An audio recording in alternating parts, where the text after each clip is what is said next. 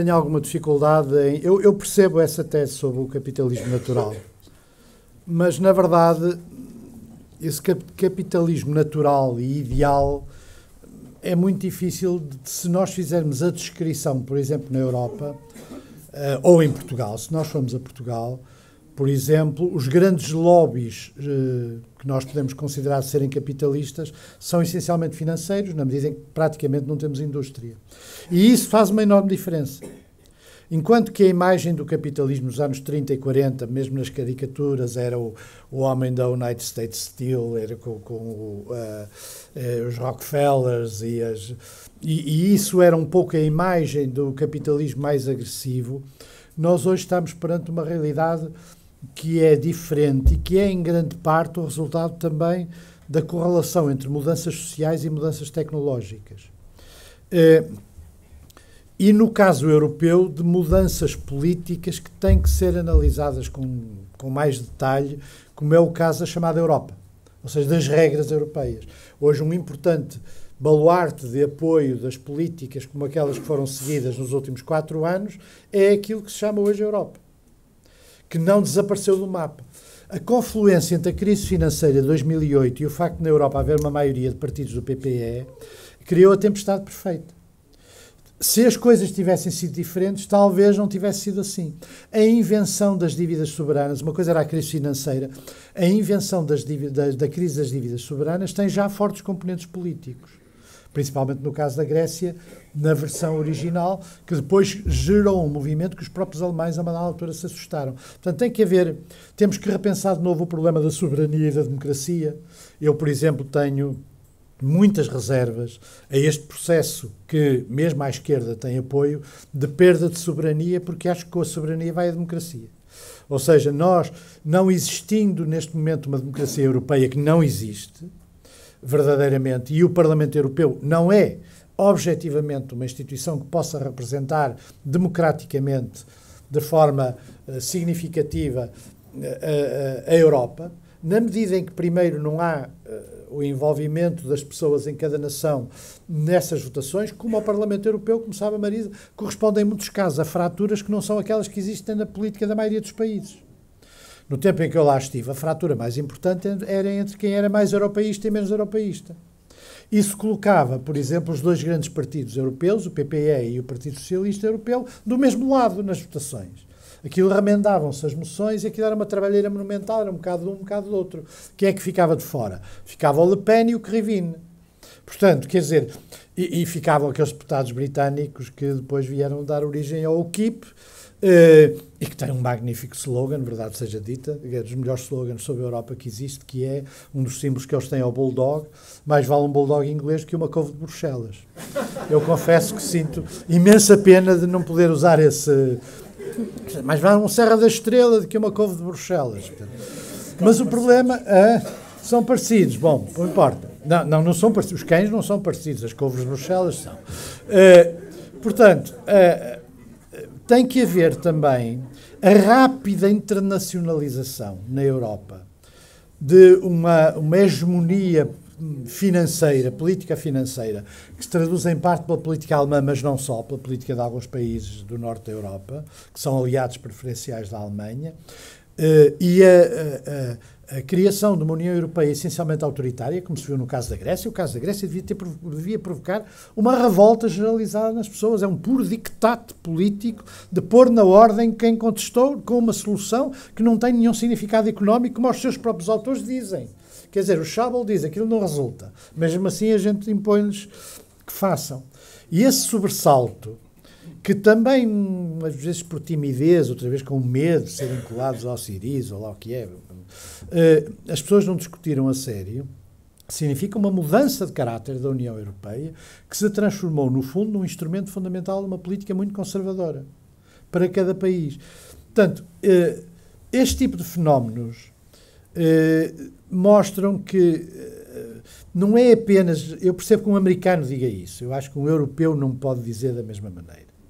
Porque nem o capitalismo natural que hoje existe na Europa é da natureza do capitalismo natural industrial de que Marx falava, como também as sociedades tornaram-se mais complexas com fatores que mudaram a globalização. A globalização é, muitas vezes, também utilizada de forma mítica, porque, na verdade, considerar que um Partido Comunista é o principal fator da globalização dos negócios permite fazer aquela rábula que fez um deputado do Partido Trabalhista inglês e bem no Parlamento, em que ofereceu as citações de Mao Tse-tung ao camarada Osborne, que é ministro do governo conservador.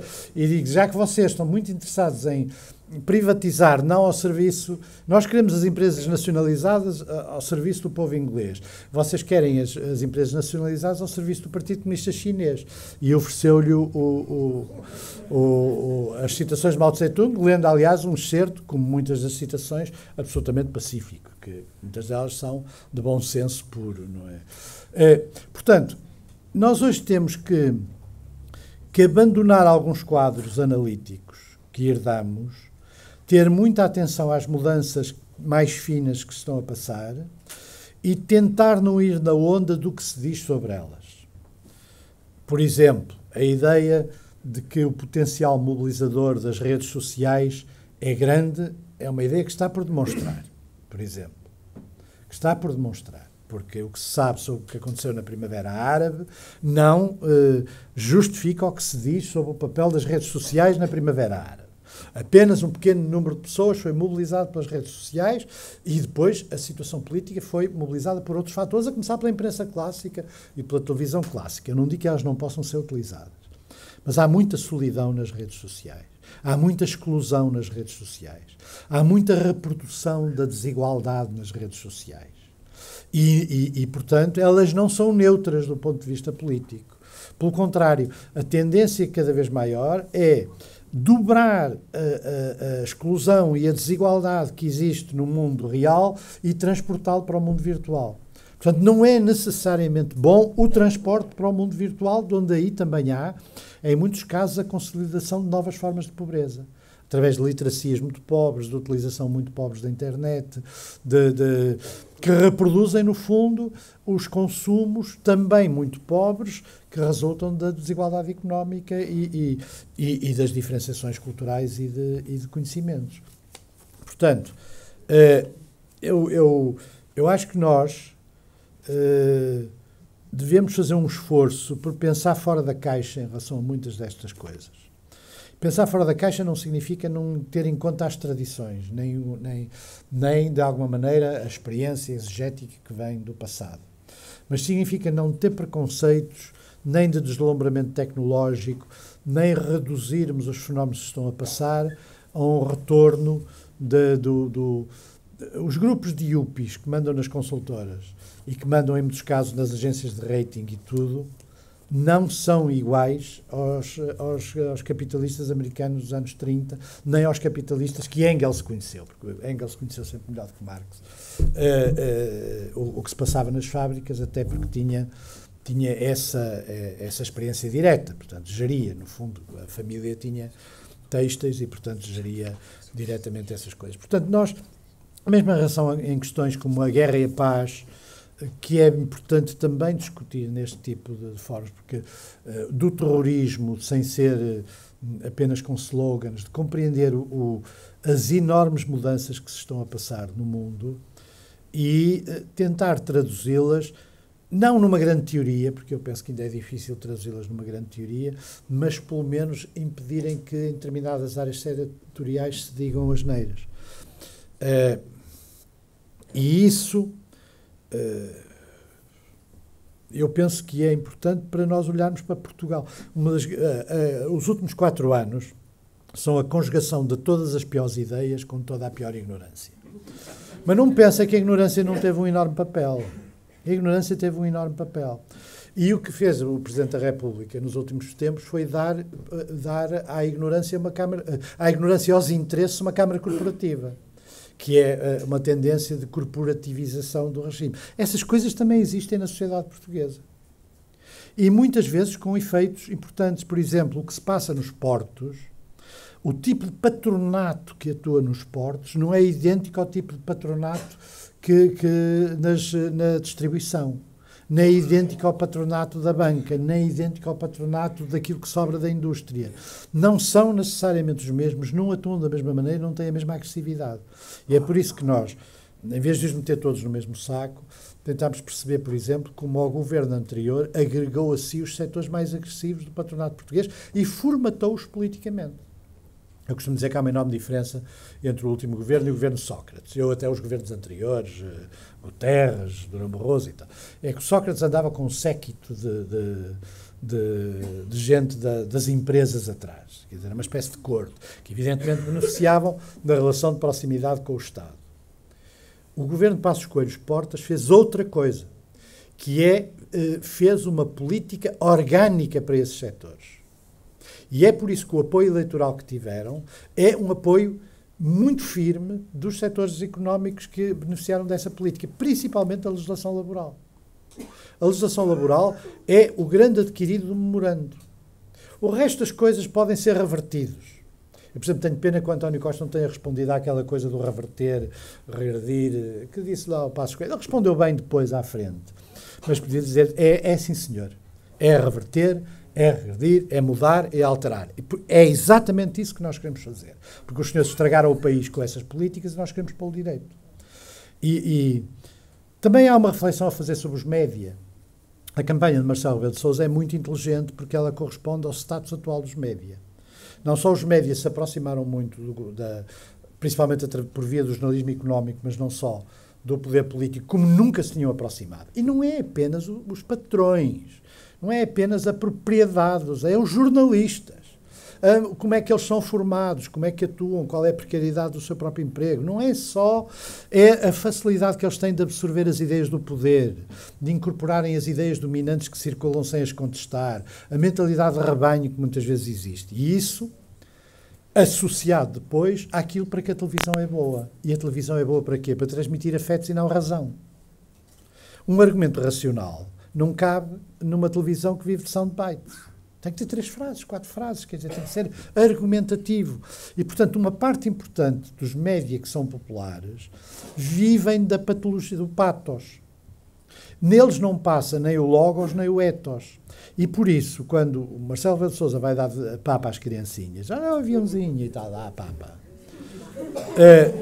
A pergunta que nós temos que fazer não é sobre ele a dar a papa. É que conteúdo informativo tem ele a dar a papa. E, portanto, a pergunta tem que ser aos jornalistas. A pergunta tem que ser aos jornalistas. Ele está a fazer a campanha que pretende. Que é uma campanha que corresponde ao sistema dos média que ele conhece bem. Os jornalistas é que estão a abandonar a sua função de terem editing e, portanto, darem notícias e não propriamente atos simpáticos. Por isso, as campanhas eleitorais, Sampaio da Nova, da Marisa, mesmo até o próprio Henrique Neto, que são campanhas que têm algum conteúdo diferenciador e que se colocam num panorama político que significam que têm apoios, essas campanhas, eu termino já, essas campanhas têm também que refletir de como é que, sem cederem aos mecanismos mediáticos dos dias de hoje, podem explorar a necessidade enorme que as pessoas têm de razão. Razão. A pior coisa numa entrevista televisiva é as pessoas irem para lá com rodriguinhos e frases feitas. Mesmo que sejam à esquerda. Não resulta. Mais vale indignar-se uma vez. Mais vale contestar o jornalista uma vez. Mais vale isso. Os jornalistas, e quanto custa? Eu sou um jornalista, me faz a pergunta, já não me fazem, porque sabem que eu respondo torto. Aquela pergunta, entregar salários e pensões, quanto custa? E eu faço assim, mas o que é essa pergunta? Basta só isto, imediatamente cria-se uma enorme perturbação. Quanto custa para quem? Para os contribuintes? Sim, para os contribuintes é natural que haja uma deslocação de recursos daqueles que têm mais para aqueles que têm menos. É assim que funciona a justiça social, porque vem na doutrina social da Igreja. Portanto, se quanto custa, a pergunta é, ou quem paga, a pergunta é para remeter para uma necessidade de um equilíbrio social sobre quem paga mais deve pagar mais, quem paga menos deve pagar menos, e, em alguns casos, todos devem pagar. O argumento também é quem paga somos nós todos, porque a sociedade é melhor se nós pagarmos certos serviços. Portanto, mas a contestação da pergunta do quem paga, a contestação da pergunta sistemáticas que representam a interiorização por parte dos jornalistas desta economia dos últimos anos, tem que ser contestada de forma bruta. bruta, farta de simpatias e niceties, como dizem as coisas, estamos nós fartos. De forma bruta, resulta muito melhor. Porquê? E resulta muito melhor se as pessoas estiverem indignadas. Eu tenho imensa pena que haja tão pouca gente indignada na política portuguesa. Porque a indignação é das coisas mais empáticas que há. A indignação é o reverso da papinha para as criancinhas. É uma pessoa dizer, mas você acha, mas por que razão é que está tudo obcecado com o custo dos salários de 600 euros? 600 euros. Por que razão está tudo indignado com isso? Você deveria indignar é com os salários de 40 mil euros, não é que 600 euros. E este tipo de coisas...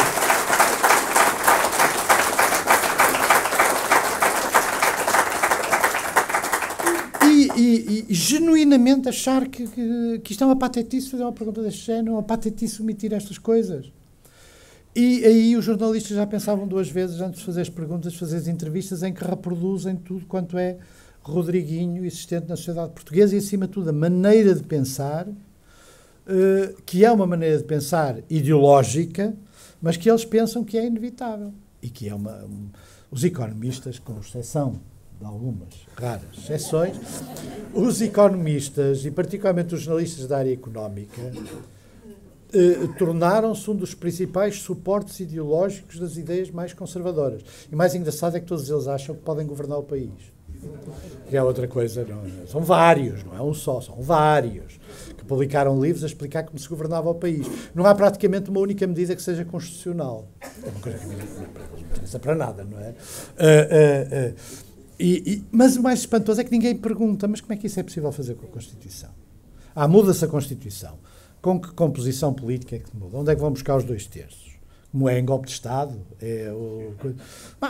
Porque, no fundo, eu calmo, porque eu sou um falador inveterado, mas o que eu estou a dizer é o seguinte, é preciso mais agressividade, é preciso menos tolerância com estas patetices, é preciso mais indignação com uma coisa que estragou a vida a milhões de pessoas. Que estragou a vida a milhões de pessoas. Mesmo algumas que votam PAF.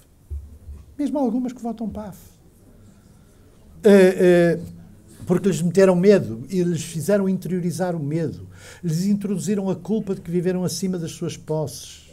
Porque alguma vez compraram um plasma para ver os jogos de futebol. Quer dizer, não, assim, de facto há plasmas de jogos de futebol nos bairros pobres. E depois? E você acha que o mundo se divide entre quem tem dinheiro para ver jogos de futebol e quem não tem?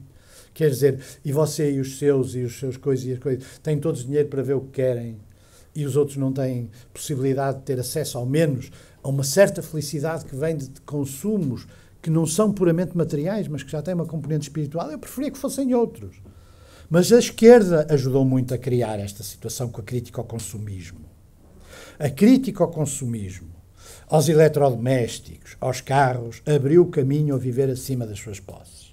E, portanto, há uma reflexão também a fazer aí. Porque, na verdade, numa sociedade pobre como a portuguesa, em que as mulheres não tinham um trabalho caseiro muito dominado pelo trabalho manual, a existência de máquinas de lavar, de frigoríficos, de máquinas de cozinha e a liberdade que dá um automóvel devem ser considerados progressos civilizacionais. E esta crítica ao consumismo que a esquerda fez durante muitos anos ajudou depois a facilitar acima das suas posses neste tipo de consumos, que são os consumos tipos da classe média, que saiu da pobreza e que evidentemente já não pensa como os pais e os avós em poupar toda a vida porque pode gastar. E é bom que eles possam gastar. É bom que eles possam gastar. E é bom que o Estado os coloque numa situação em que não têm que depender de poupar toda a vida e viver uma vida miserável para poderem, se forem velhos, ter algum dinheiro para pagar o enterro e alguma ajuda médica. E isso tem que se discutir estas coisas, porque não pensem que estas ideias nasceram apenas da direita. Algumas comunicam muito com alguma crítica que se fez à esquerda da classe média, e do progresso material, e que é uma crítica socialmente injusta, porque afeta os que mais têm a perder com o progresso material. As mulheres e as pessoas que, ascendendo na vida, valorizam a educação. Esses são os que mais têm a perder com este processo. Bom, outras coisas que eu posso falar.